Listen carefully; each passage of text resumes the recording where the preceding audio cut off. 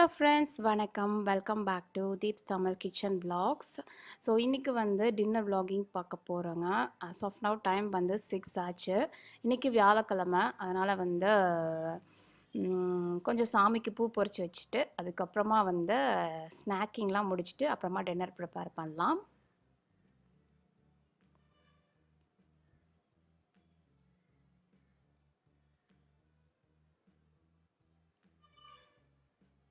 So பூஜை பண்ணுற இடத்துல கொஞ்சம் அழுக்காக இருக்குது, அதனால் ஃபஸ்ட்டு ஒரு தடவை தொடச்சிட்டு அதுக்கப்புறமா வந்து சாமி கும்பிடலாம்.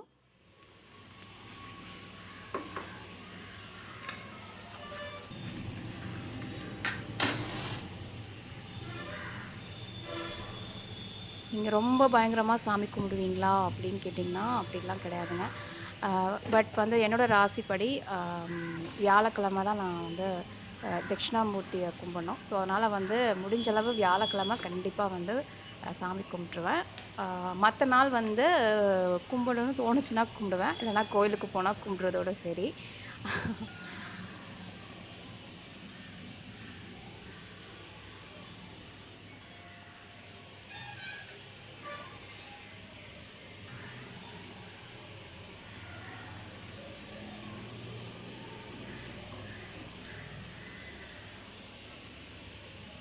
ஸோ அடுத்தது விகாஷ்னியோட லஞ்ச் பாக்ஸ் கிளியர் பண்ணுறதுலேருந்து தான் என்னோடய ஈவினிங் ஸ்டார்ட் ஆகும். ஸோ ஃபஸ்ட்டு வந்து அவளோட லஞ்ச் பேக்கெல்லாம் கிளியர் பண்ணிடுறேன்.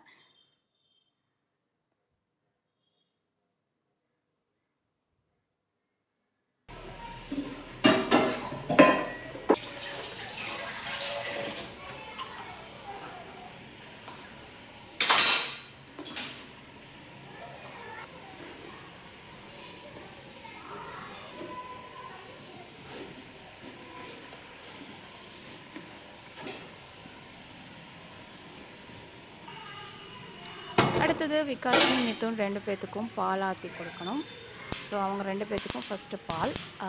யூஸ்வலாக மிதுன் வந்து வெறும் பால் தான் இப்போதைக்கு குடிக்கிறான். ஏன்னா அவனுக்கு வந்து ஏதாவது கொஞ்சமாக சர்க்கரை போட்டு கொடுத்தேன் அப்படின்னாலும் அவன் வந்து அடுத்த வேளை சாப்பிட மாட்டான், ஒழுங்காக சாப்பிட்றதில்ல. ஏன்னா அவங்களுக்கு அந்த ஸ்வீட் டேஸ்ட் நல்லா வந்து அவங்க நாக்கில் இதாகிடுது. அதுக்கப்புறம் நம்ம வந்து சாப்பாடு ஊட்டி விட்டோன்னா சாப்பிட்றதில்ல. ஸோ அதனால் அவனுக்கு வெறும் பால் தான்.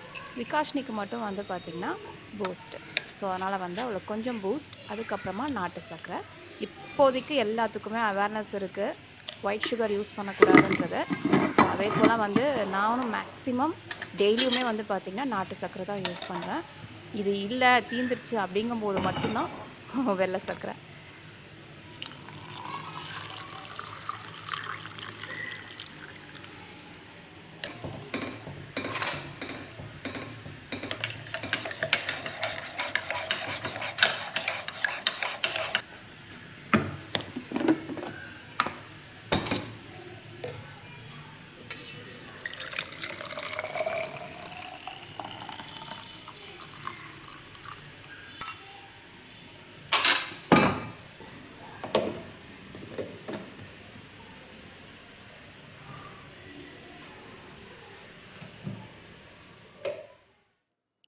அடுத்தது எங்களுக்கு டீ வைக்க போகிறேன். ஸோ யூஸ்வலாக வந்து இப்போல்லாம் டெய்லியும் டீ குடிக்கிறதில்ல, பட் வந்து இன்றைக்கி ஏதோ டீ குடிக்கலான்னு தோணுச்சு, அதனால் குடிக்கிறேன்.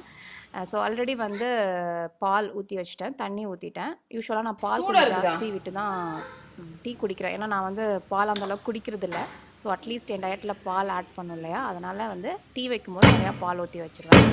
ஸோ அதே போல் டீ குடிக்கும்போது கண்டிப்பாக வந்து ஒரு ஏலக்காய், கொஞ்சமாக இஞ்சி தட்டி போட்டு டீ வைங்க, பயங்கர டேஸ்ட்டாக இருக்கும்.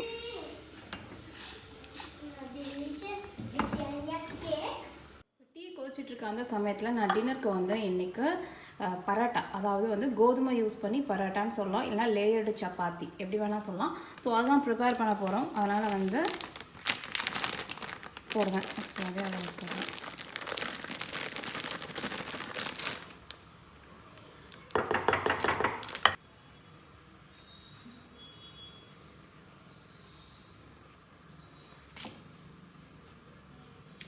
தென் வந்து ஒரு டேபிள் ஸ்பூன் அளவுக்கு பட்டர். ஸோ இது வந்து உப்பை நல்லா மிக்ஸ் பண்ணிவிட்டு அதுக்கப்புறமா இந்த பட்டரை ஆட் பண்ணி இப்படி வச்சு லைட்டாக அப்படி பண்ணிங்கன்னா போதும். ஸோ இது வந்து ஃபஸ்ட்டு மாவோட ஒரு தடவை பிசைஞ்சுக்கோங்க.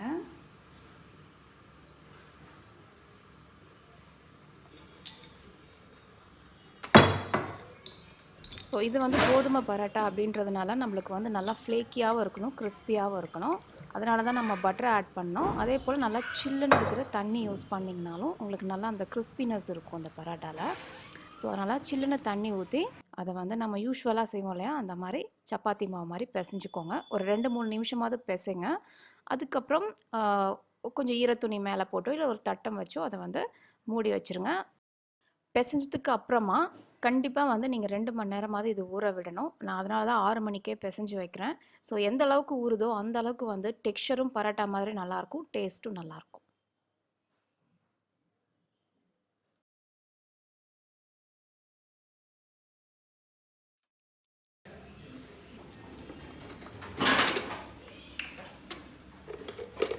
ஸோ இந்த டீ பாட் வந்து பார்த்திங்கன்னா கம்ஸ் வித் ஸ்டெய்னர் இந்த மாதிரி. இது யூஸ்வலாக வந்து க்ரீன் டீ, ரெட் டீ அதெல்லாம் யூஸ் பண்ணுவாங்க.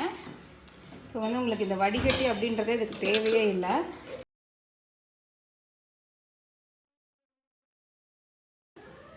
ஓகே,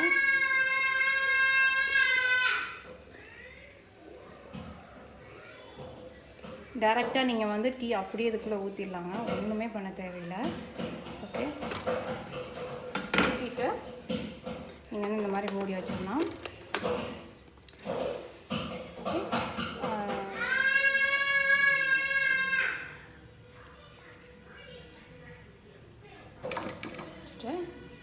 அப்படியே எடுத்து நம்ம டீயை அழகாக அதில் ஊற்றிடலாம். உங்களுக்கு வந்து எதுவுமே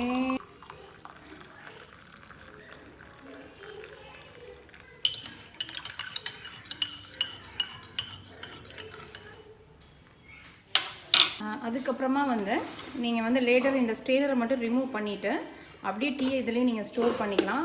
லைக் இப்போ ஹஸ்பண்ட் பார்த்திங்கன்னா லேட்டாக தான் வருவார். ஸோ நான் என்ன பண்ணுவேன்னா அப்போ அப்படியே எடுத்து மைக்ரோவேவில் ரீஹீட் பண்ணிவிட்டு நம்ம சர்வ் பண்ணலாம். ஸோ வந்து இது வந்து மல்டி பர்பஸ், நம்ம இதுக்கு தனியாக அதுக்கு தனியாக ஒன்று யூஸ் பண்ணணுன்ட்டு அவசியம் இல்லை. ஸோ இப்போதைக்கு வந்து நான் உள்ளே போட்டு வைக்கிறேன். ஏன்னா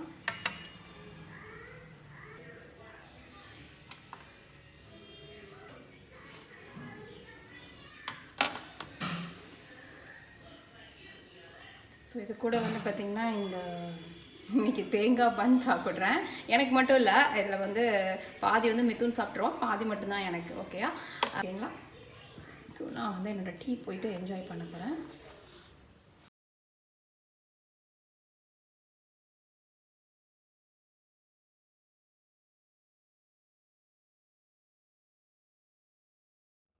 ஓகேங்க, ஸோ டைம் பார்த்திங்கன்னா 7:45 பக்கம் ஆச்சு. கொஞ்சம் முன்னாடியே ஸ்டார்ட் பண்ணியிருக்கணும், இன்றைக்கி கொஞ்சம் லேட் ஆகிடுச்சு. ஸோ இங்கே வந்து சப்பாத்திக்கு நம்ம பிசைஞ்சு வச்ச மாவு இன்னும் ஊறிட்டு இருக்குது. அதுக்கப்புறமா ஓகே, ஸோ இதில் வந்து பார்த்திங்கன்னா நம்ம பட்டாணி. ஸோ பட்டாணினா நான் பச்சை பட்டாணி மட்டும் போடல, அது கூடவே வந்து இந்த மஞ்சள் கலர் இருக்கும் இல்லையா, அந்த பட்டாணியை ஆட் பண்ணியிருக்கேன்.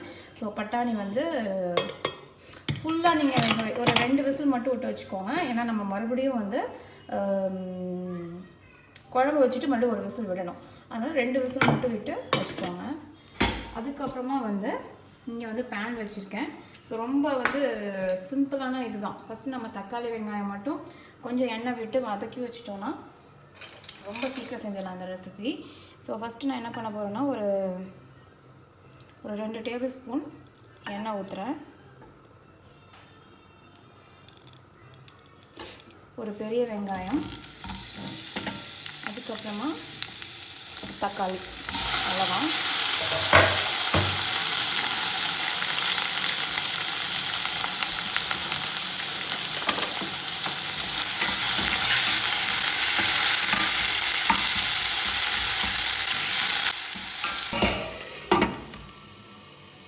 ஸோ தக்காளி வெங்காயம் வந்து அப்படியே மூடி வச்சுருங்க. ஸோ தட் வெங்காயம் தக்காளி நல்லா வணங்கட்டும். அதுக்கப்புறம் நம்ம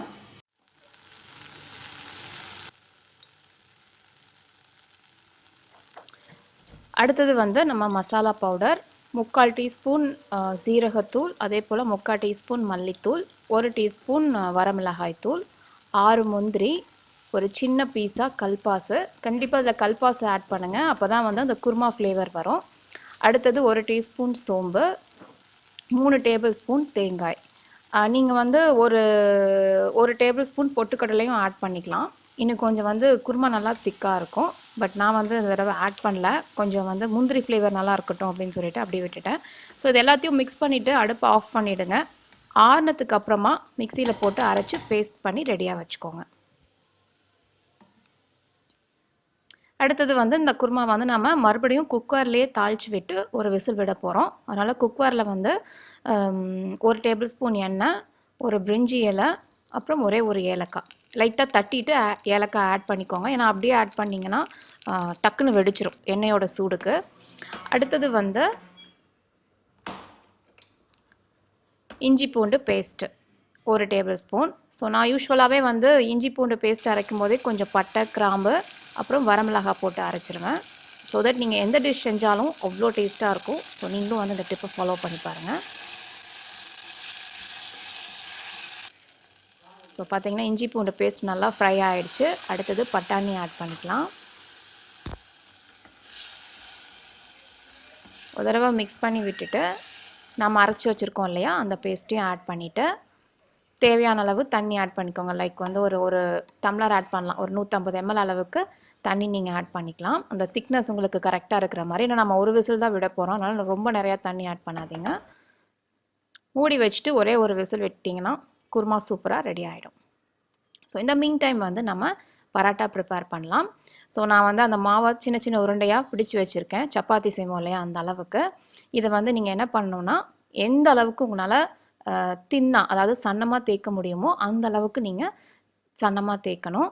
ஸோ சன்னமாக தேய்க்கும் போது அடிக்கடி வந்து பார்த்திங்கன்னா அந்த ரோலிங் பின்னோட மாவு ஒட்டிக்கும். அதை அவாய்ட் பண்ணுறதுக்கு நீங்கள் வர மாவு மேலே கொஞ்சம் கொஞ்சம் போட்டு இந்த மாதிரி மாவை திருப்பி திருப்பி போட்டுகிட்டே இருக்கணும். ஒரு தடவை தேய்ச்சிங்கன்னா திருப்பி போட்டுகிட்டே இருக்கணும். நான் செய்கிற மாதிரி கொஞ்சமாக வர மாவை போட்டுக்கணும். ஸோ இந்த மாதிரி பண்ணிங்கன்னா உங்களுக்கு அந்த அளவுக்கு ஒட்டாது. ஸோ எந்த அளவுக்கு தின்னா தேய்க்க முடியுமோ அந்த அளவுக்கு தேய்ச்சதுக்கு அப்புறமா கடைசியில் வந்து கொஞ்சமாக ஒரு அரை டீஸ்பூன் அளவுக்கு எண்ணெய் விட்டுக்கோங்க.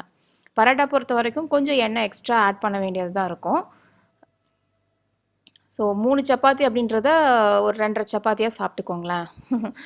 எண்ணெய் அதிகமாக ஆட் பண்ணுறதுனால, சப்போஸ் நீங்கள் டயட்டில் இருக்கீங்க அப்படின்னா. ஸோ எண்ணெய் தடவிட்டு லைட்டாக வரமாவு மேலே போட்டுட்டு நீங்கள் என்ன பண்ணணுன்னா இந்த மாதிரி மடிக்கணும். கொஞ்சம் கொஞ்சமாக ஒரு 2 mm மட்டும் இருக்கிற மாதிரி குட்டி குட்டியாக அந்த மாதிரி நீங்கள் மடிச்சுட்டே வரணும். இந்த மாதிரி. ஸோ உங்களுக்கு வந்து பார்த்திங்கன்னா அட்லீஸ்ட் ஒரு 20 மடிப்பாவது தெரியணும். அந்த அளவுக்கு வந்து இந்த மாதிரி அப்படி லைட்டாக அந்த மாதிரி பண்ணிகிட்டே வந்தீங்கன்னா மடிச்சிடும். ஸோ மடித்ததுக்கு அப்புறமா இந்த மாதிரி ரோல் பண்ணிக்கோங்க. அவ்வளோதான். ஸோ ரோல் பண்ணிவிட்டு அந்த கடைசி எண்டை வந்து இந்த மாதிரி ஜாயின் பண்ணிட்டீங்கன்னா அவ்வளோதான். ஸோ இப்போ பார்த்தீங்கன்னா லேயர்ஸ் தெரியுது இல்லையா. ஃபைனலாக நீங்கள் பண்ண வேண்டிய முக்கியமான ஸ்டெப் எதுனா, மேலே வந்து கொஞ்சமாக எண்ணெய் விட்டுக்கணும் மறுபடியும். இது வந்து ரொம்ப முக்கியமான ஸ்டெப். இதை நீங்கள் பண்ணலன்னா லேயர்ஸ் ஃபார்ம் ஆகாது, நல்லா ஃபார்ம் ஆகாது. ஓகேயா. ஸோ வந்து இந்த மாதிரி மேலே விட்டுட்டு அதுக்கப்புறம் கொஞ்சம் வரமாவு. ஸோ இந்த வரமாவு போடும்போது என்ன ஆகும்னா, அந்த லேயர்ஸ் எல்லாம் இருக்குது இல்லையா, அது மேலே போய் அது நல்லா ஒட்டிக்கும். ஸோ தட் தேய்க்கும் போது அந்த லேயர்ஸ் வந்து பிரிஞ்சு போகாமல் அப்படியே கரெக்டாக அந்தந்த இடத்துல அப்படியே லேயர்ஸ் நிற்கும். உங்களுக்கு பார்த்தீங்கன்னா தெரியும், வரமாவு தேய்ச்சதுமே அந்த லேயர்ஸ் நல்லா பளிச்சுன்னு தெரியுது. ஸோ இது வந்து ரொம்ப இம்பார்ட்டண்ட்டான ஸ்டெப்பு. ஸோ இதே மாதிரியே நீங்கள் வந்து எல்லா உருண்டையும் இதே மாதிரியே தேய்ச்சி ரோல் பண்ணி ரெடியாக வச்சுக்கோங்க. ஸோ வந்து ஒன்று ப்ரிப்பேர் பண்ணும்போது கண்டிப்பாக ஓப்பன் பண்ணி வைக்காதீங்க. ஈரத்துணி இருக்கு இல்லையா, மேலே போட்டுருங்க. அது வந்து இல்லைன்னா வறண்ட மாதிரி ஆயிரும் பராட்டா. இப்போ வந்து நாம் மூடி வச்சுருவோம். இது வந்து கண்டிப்பாக ஒரு 20 நிமிஷம் ஊறணுங்க. அது வந்து ரொம்ப முக்கியம். 20 நிமிஷம் ஊறினா தான் உங்களுக்கு லேயர்ஸ் நல்லா ஃபார்ம் ஆகும். இப்போ வந்து நம்ம மறுபடியும் 20 நிமிஷம் கழித்து தேய்க்கலாம். ஸோ தேய்க்கும்போது வந்து அடுத்த டிப் என்னென்னா, இந்த சைஸ் தேய்ச்சிங்கன்னா உங்களுக்கு வந்து போதும். பார்க்க வந்து பர்ஃபெக்டாக பரோட்டா மாதிரியே இருக்கும். உங்களுக்கு வந்து அந்த லேயர்ஸும் பர்ஃபெக்டாக இருக்கும். நான் கொஞ்சம் பெரிய சைஸ் தான் தேய்க்கிறேன். பட் இந்த சைஸ் நீங்கள் தேய்க்க வேணாம். இதுக்கு முந்தின சைஸ் சின்ன சைஸ் இருந்தது இல்லையா, நான் சொன்னபோது அந்த சைஸ் நீங்கள் தேய்ச்சிங்கன்னா உங்களுக்கு லேயர்ஸ் நல்லாயிருக்கும். இதுலேயே லேயர்ஸ் ஃபார்ம் ஆகும். பட் அது வந்து பர்ஃபெக்டாக அந்த பரோட்டா சைஸ்லேயே பரோட்டா மாதிரியே இருக்கும். இது கொஞ்சம் சப்பாத்திலேயே லேயர் சப்பாத்தி மாதிரி இருக்கும். அவ்வளோதான். ஸோ உங்களுக்கு பெருசாக வேணால் பெருசாகவும் தேய்ச்சிக்கோங்க, இல்லை சின்னதாக தேய்ச்சிங்கனாலும் ஓகே தான். ஸோ இதே மாதிரி எல்லாத்தையுமே தேய்ச்சிக்கோங்க. அடுத்தது இங்கே பார்த்திங்கன்னா தோசைக்கல் நல்லா சூடாக இருக்கணும். அது வந்து ரொம்ப முக்கியம். அது மேலே ஒரு ஃபியூ ட்ராப்ஸ் மட்டும் எண்ணெய் விட்டுக்கோங்க. நம்ம தேய்ச்சி வச்சுருக்கிற பரோட்டா அதுக்கு மேலே போட்டுட்டு நம்ம யூஸ்வலாக சப்பாத்தி செய்கிற மாதிரி தான் லைட்டாக வந்து ப்ரௌன் ஆனதும் திருப்பி போட்டு செஞ்சிடலாம். இதில் வந்து நீங்கள் என்ன பண்ணலான்னா, உங்கள் கரண்டி வந்து நல்லா ஃப்ளாட்டாக இருக்கிற மாதிரி கரண்டி, தோசை கரண்டி எடுத்துக்கோங்க. இந்த மாதிரி லைட்டாக மேலே இப்படி ப்ரெஸ் பண்ணி விட்டுட்டே இருந்தீங்கன்னா, உங்களுக்கு நல்லா அந்த லேயர்ஸு ப்ளஸ் கிறிஸ்பினஸும் நல்லாயிருக்கும். சூப்பராக ரெடி ஆகிடுச்சு பார்த்தீங்களா? ஸோ லேயர்ஸ் பாருங்கள் எவ்வளோ அழகாக தெரியுது. ஸோ இதே மாதிரியே நான் வந்து எல்லா மாவையும் போட்டு எடுக்கிறேன். ஸோ போட்டு எடுத்ததுக்கு அப்புறமா நம்ம இன்னொரு ஸ்டெப் ஃபாலோ பண்ண வேண்டியது இருக்குது.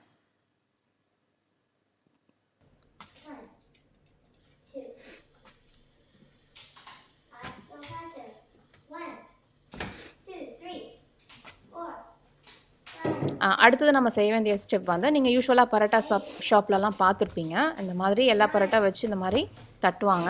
இந்த மாதிரி தட்டும்போது தான் அந்த லேயர்ஸ் வந்து அப்படியே பிரிஞ்சு வந்து அழகாக தெரியும். ஸோ அதான் நான் இப்போ பண்ணிகிட்ருக்கேன். இதுவும் முக்கியமான ஒரு ஸ்டெப். ஸோ இது பண்ணிட்டிங்கன்னா அவ்வளோதாங்க, முடிஞ்சுது. லேயர்டு சப்பாத்தி ஆர் கோதுமை பரோட்டா எப்படி வேணால் சொல்லலாம். அது வந்து ரெடி ஆகிடுச்சு. பாருங்கள் எவ்வளோ அழகாக லேயர்ஸு. அதே மாதிரி வந்து யூஸ்வலாக செய்கிற அந்த சப்பாத்திக்கும் இதுவும் ஃப்ளேவர் வைஸ் கொஞ்சம் டிஃப்ரென்ஸ் கண்டிப்பாக இருக்கும். டேஸ்ட் வந்து ரொம்ப நல்லாயிருக்கும். ஸோ நம்ம குழந்தைங்களுக்கு, பெரியவங்களுக்கு, ஈவன் நாமளுமே கூட அதிகமாக மைதா சேர்க்குறத விட இந்த மாதிரி கோதுமையிலேயே பரோட்டா செஞ்சு சாப்பிட்லாம். ஸோ பாருங்கள், பார்க்கவே இவ்வளோ சூப்பராக டெக்ஸ்சரில் நல்லாயிருக்கு. ஸோ அவ்வளோதாங்க, இப்படி தான் வந்து கோதுமை பரோட்டா செய்யணும். அடுத்தது பட்டாணி குருமா ரெடியாக இருக்குது. ஸோ இதுதான் வந்து இன்றைக்கி எங்கள் வீட்டில் டின்னருக்கு நான் ப்ரிப்பேர் பண்ணியிருக்கிறது. ரெண்டுமே வந்து சூப்பரான காம்போ. நான் பட்டாணி யூஸ் பண்ணி செஞ்சுருந்தாலும் நீங்கள் வந்து உங்களுக்கு பிடிச்ச வேறு எந்த காய்கறி வேணால் இதில் ஆட் பண்ணிவிட்டு சேம் மசாலாஸ் யூஸ் பண்ணி குருமா ப்ரிப்பேர் பண்ணலாம். ஹோப்ஃபுல்லி எல்லாருக்குமே இந்த vlogging பிடிச்சிருக்கும்னு நினைக்கிறேன். பிடிச்சிருந்ததுன்னா மறக்காமல் லைக் பண்ணுங்கள், சப்ஸ்கிரைப் பண்ணுங்கள். இன்னொரு இன்ட்ரெஸ்டிங்கான சூப்பரான vlogging-ஓட உங்களை சீக்கிரமாக சந்திக்கிறேன். So stay tuned to Deeps Tamil kitchen. Bye-bye.